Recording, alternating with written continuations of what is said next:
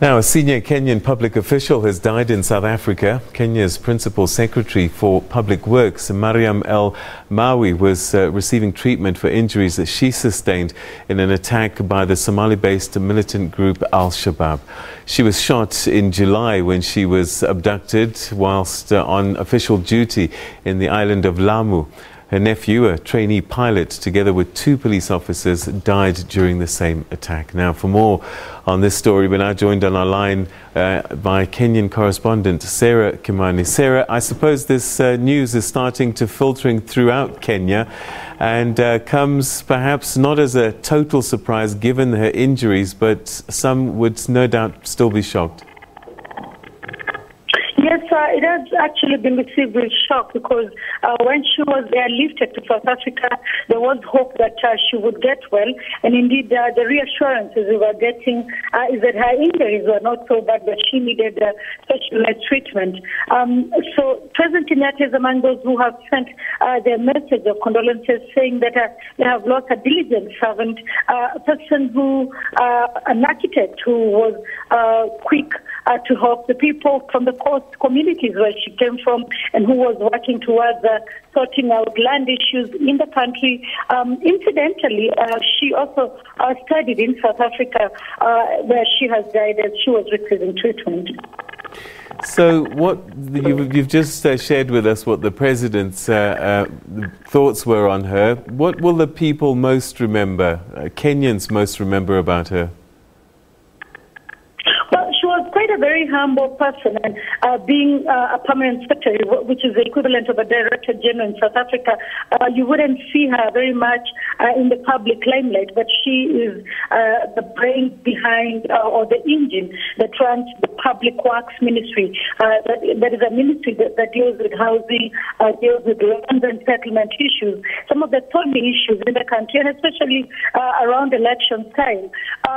It is also key to talk about where she met her death.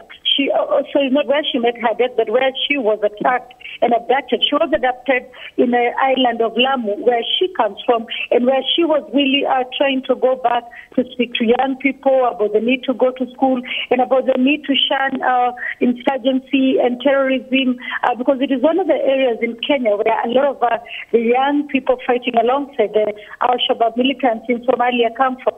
And so she was seen as a person who would be looked up to by the young people from her area as an inspiration. But indeed, if you go to school, then you will have to join the militant group. Was she abducted because of her position, or that she was actually in the wrong place at the right time and they didn't realize who they had?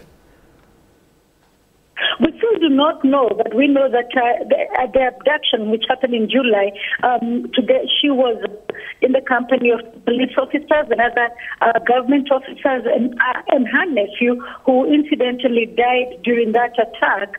Now, she was rescued by the Kenyan Defense Forces hours after she had been abducted. 2 police officers and her nephew died. We still do not know as yet whether the Al-Shabaab militants knew who they had when they abducted them. They have been carrying out a lot of raids and abducting senior officials of government, police officers, and even ambushing and killing members of the Kenya Defense Forces. So probably being caught at the right place at the wrong time. You know, in the past, one hears of Al-Shabaab attacking buildings and installations and camps. But this seems to move away from previous practices. I wonder if there's a fear that more politicians, more MPs, more government officials will be targeted individually going forward. The fear is that Al-Shabaab has once again changed tactic. Like you said, we were used to them coming into crowded spaces, attacking buildings or malls or bus stops. But now this is something they're doing more often, ambushing isolated places where government officials or security officers could be. And this is the highest profile member of the Kenya's government who has been attacked. There have been a lot of attacks on police officers, the Kenya Defense Forces inside Somalia, on the border with Somalia. So it just raises fear that every time the country thinks that they have hit the snake on the head, so to speak, that it's still raising its head and ready to fight. We've just seen an interview in one of the local stations via the head of the counter-terrorism unit saying that they indeed have sent troops to the area where the permanent secretary was attacked, and they have been raiding the forests around there called the Boni Forest.